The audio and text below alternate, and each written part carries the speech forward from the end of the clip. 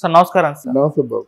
Sir Pawan Kalyan గారు చిత్తూరు జిల్లా రైతుల కోసం అని చెప్పేసి కర్ణాటక వెళ్ళారు సార్. అంటే చిత్తూరు జిల్లా రైతులు ఏమవుతుందంటే ఏనుగులు ఎక్కువగా దాడులు చేస్తున్నాయి.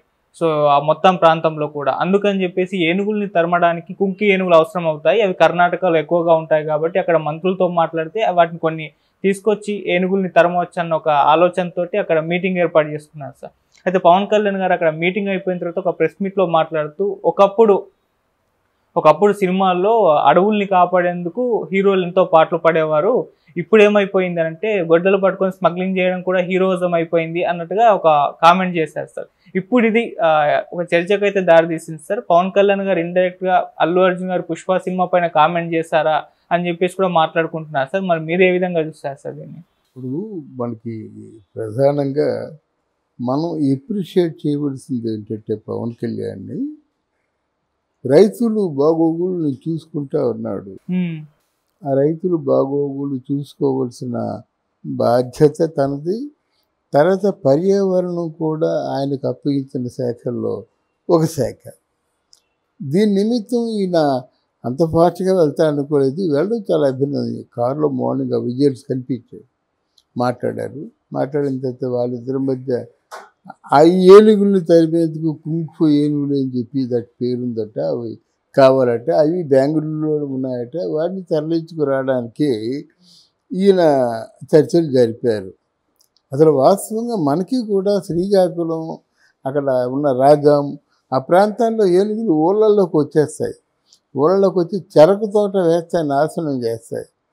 ఇలాంటి కొన్ని ఉన్నాయి. ఆ తోటలు మాత్రం వేసినట్టయితే ఎక్కడి నుంచి పసిగడతాయో మొత్తం తోటని నాశనం చేసేస్తాయి. ఊళ్ళోకి వచ్చినట్టయితే ఏనుగులు కొంతవరకు ప్రమాదకరం కూడా ఆ ఏనుగుల వల్ల.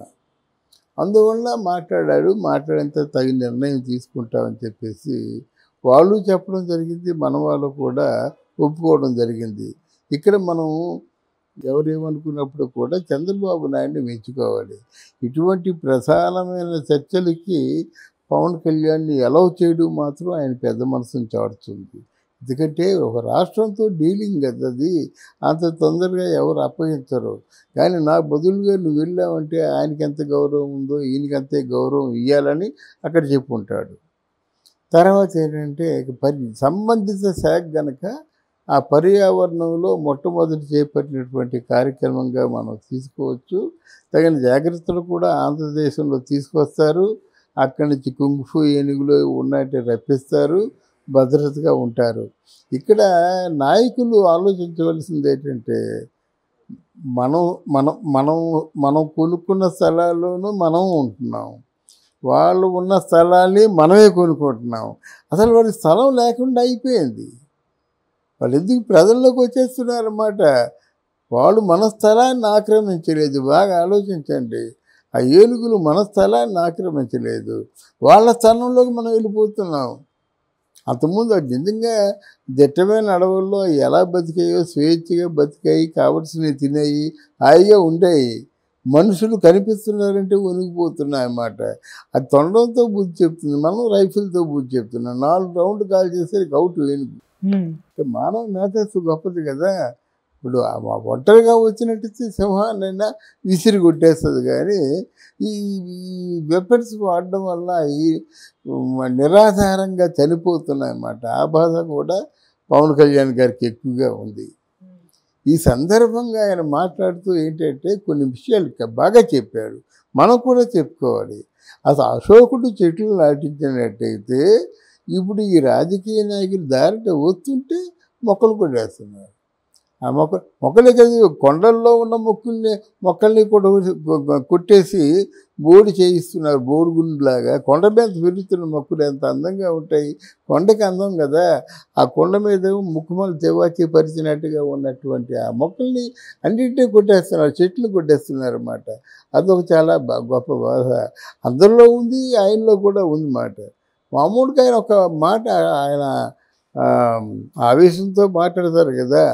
మొక్కల్ని అంత పూర్వం ఉన్నటువంటి హీరోలు, నాగేశ్వరరావు కూడా కొన్ని సినిమాల్లో చేశాడు, గొడ్డలతో వెళ్ళి చేయడం అంతా చేశాడు. సత్యసావిత్రి అదే కదా, గొడ్డలతో వెళ్ళి ఆ గొడ్డలతో కొట్టబోతుండగా ఆయన ప్రాణం పోతుంది. అలాగే ఎన్టీ రామారావు గారు ఎన్ని సినిమాల్లో చేశారో, అంటే అడవికి ఆయన రాజులాగా ఉండేవాడు అన్నమాట. అడవికి ఒక రాజులాగా సంరక్షించేవాడు ఎన్టీ రామారావు గారు. అటువంటి పాత్రల్లోనే నటించాడు. ఈ ఎవరు రాజకుమార్ గారు, విష్ణువర్ధన్ గారు, వీళ్ళందరూ అంటే కన్నడ సూపర్ హీరోస్ వీళ్ళే. రాజకుమార్, విష్ణువర్ధన్, అంబరీష్. అయితే వీళ్ళు కూడా ఆ పాత్రలో నటించారు. అంతకుముందు మలయాళంలో ప్రేమ నజీర్ ఉన్నాడు. ఆ ప్రేమ నజీర్ తర్వాత ఏమో జై, మమ్ముట్టి, మోహన్ లాల్, వీళ్ళు కూడా ఇప్పుడు కూడా పర్యావరణంని ఏదైనా దాన్ని దెబ్బతీసే విధంగా షూటింగ్లో కూడా వాళ్ళు వాడుకోలేదు. ఆ మాట ఊటంకిస్తూ ఇటువంటిది ఈరోజు హీరోలు గొడ్డలు పట్టుకొని నిర్దాక్షిణ్యంగా, అంటే ఏమిటి, స్మగ్లర్స్ లాగా అడవులు నరికేస్తున్నారు, మరి ఇది ఎక్కడ న్యాయం అనే విధంగా బాధపడ్డాడన్నమాట. అంతే కదా, తిరుపతి అడవుల్లో ఎర్రచందనం ఎంత దోపిడీ అయిపోతుందండి. అది దేవుడి డబ్బండి అది. ఎందుకంటే ఎర్రచందనం దొరకదు, చాలా విలువైంది. ఈ ఎర్రచందనం అమెరికా కానీ ఫారిన్ కంట్రీస్ ఎక్స్పోర్ట్ చేస్తే కొన్ని వందల వేల కోట్ల రూపాయలు రాబడి వస్తుందన్నమాట.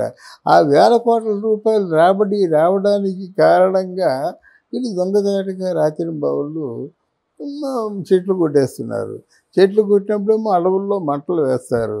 అప్పుడేమో చిన్న చితగా ఆ పుల్లులు ఎన్ని కూడా బయటికి పారిపోతాయి. అవి రోడ్డు మీదకి వస్తాయి. వచ్చేవాళ్ళు అమాంతంగా ఆకలితో ఉంటాయేమో అందుకుంటాయి. ఈ తిరుమల తిరుపతి దేవస్థానం వాళ్ళు ఈ మాత్రం కర్రిస్తారు రక్షించుకోమని. ఇదంతా హాస్యాస్పదంగా లేదు. అందుకనే పవన్ కళ్యాణ్ ఆ విధంగా అన్నాడు. అయితే ఇక్కడ ఈ మాట ఏమైపోయిందంటే, ఈ మరి గొడ్డలతో అడవులు నరికి స్మగ్లింగ్ చేసేవాడు ఎవరంటే మరి పుష్పలో అల్లు అర్జునే కదా.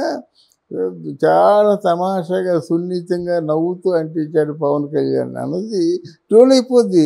ఇది రేపటికి చాలా ఉద్దేశంగా మారిపోద్ది అన్నమాట. దీని మీద బన్నీ అభిమానులందరూ కూడా తిరుగుబాటు. దానికి ఇంకా మళ్ళీ ఇంకొకటి ఏదో రిపోర్ట్ ఇవ్వడం, ఎవరు నాగబాబు లాంటి వాళ్ళు సపోర్ట్ ఇవ్వడం, కడుపు పంటి కొంచెం గట్టిగా మాట్లాడితే వాళ్ళు ఇంకా దీన్ని ఇష్యూ చేసేస్తారన్నమాట. ఇది బట్ ఏమన్నప్పుడు కూడా పవన్ కళ్యాణ్ మాటల్ని నేను సమర్థిస్తాను. అడవులు నరకూడదండి, చెట్లు నరకూడదండి, అది ప్రకృతి అండి. రూపాయి మన దగ్గర నుంచి తీసుకోకుండా మనం నీడిస్తుంది. రూపాయి మన దగ్గర తీసుకోకుండా మనకి పళ్ళు ఇస్తుంది. మీరు కోసుకున్నా ఊరుకుంటుంది, నేను కోసుకున్నా ఊరుకుంటుంది అన్నమాట. అడవులో నివసించేటువంటి ఆటవిక గ్రామాలకి సగం ఆహారం ప్రకృతే రూపాయి తీసుకోకుండా ఇస్తుంది కదా. వాటిని నరికేయడం ఏంటండి? జగదీష్ చంద్ర ప్రసాద్ అనే ఒక సైంటిస్ట్ ఉన్నాడు, జీవశాస్త్రవేత్త. వాడు మొక్కలకి ప్రాణం ఉన్నాయని నిరూపించాడు. మొక్కలు సంగమించుకుంటే మొక్కల ప్రాణం ఉన్నాయి, మొక్కలు ఆలోచించుకుంటే మొక్కలు జీవిస్తాయి అని చెప్పాడు. అందువల్ల పవన్ కళ్యాణ్ మాటలు మనం పదే పదే గుర్తు చేసుకుంటూ ఆ మొక్కల జోలికి వెళ్ళకుంటూ ఉంటే మంచిది. ఓకే సార్, అంటే ఈ డైలాగ్తో మరోసారి పవన్ కళ్యాణ్ గారి ఫ్యాన్స్కి అండ్ అల్లు అర్జున్ గారి ఫ్యాన్స్కి ఒక వార్ స్టార్ట్ అవుతుంది అని అంటున్నారు సార్. మరొకసారి అంటే వివాదం సద్దుమణిగింది అని అనుకునే లోపు మళ్ళీ ఇంకోసారి ఆ వివాదానికి చిన్న నిప్పురవ్వ అంటింది అని అంటున్నారు సార్. మీరేం చెప్తారు దానికి? ఇక్కడ వివాదం అన్నది ఫెయిల్యూర్ స్టేజ్లో ఉన్న వ్యక్తులకి మరింత పెద్దది చేస్తుంది. సక్సెస్ఫుల్ స్టేజ్లో ఉన్నట్టుకి పవన్ కళ్యాణ్ చాలా బాగా చెప్పాడు అంటన్నమాట.